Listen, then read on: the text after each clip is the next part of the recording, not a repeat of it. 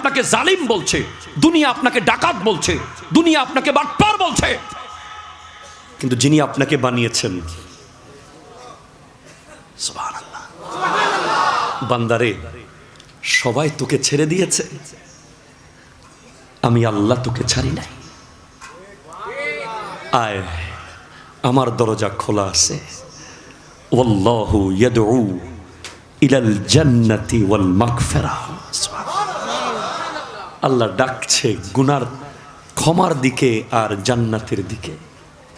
এই ডাকটা আপনি পর্যন্ত আসার জন্য আল্লাহর ডাক সারা কেমনে দিতে হবে, কোন জায়গায় যাবেন, কি কি করবেন, ডেলি সকালে কয়বার জিকির করবেন, রাত্রে কয়বার জিকির করবেন, কয়বার দরুদ শরীফ পড়বেন, এগুলো আপনাকে রোড দেখিয়ে দিবে হক্কানি ওলি আল্লাহ।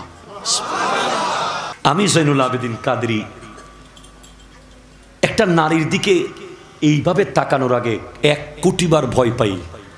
আল্লাহর ভয় তো আছে, রাসূলের ভয় তো আছেই, আমার হুজুর কেবলার ভয় আছে। একটা বেগানার দিকে যে আমি এক নজর তাকাবো, এর আগে আমি ভাবি যে আওলাদের রাসূল তো দেখে ফেলতেছে, উনি আসার পরে যদি আমার দিকে মুখ কালো করে তাকাই, বুঝবো যে উনি জেনে গেছে। হ্যাঁ, পীর মুরিদ সেরকম। আপনি আব্বার ভয়ে সিগারেট ফেলে দেন না,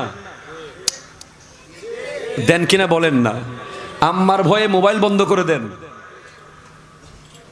আপনি মনে রাখবেন, আপনি যদি হক্কানি পীরের মুরিদ হন, আপনার পীর সব সময় আপনাকে দেখছে। এই ক্ষমতা পীরকে দিছে কে? আরো জোরে বলেন, কে কে কে?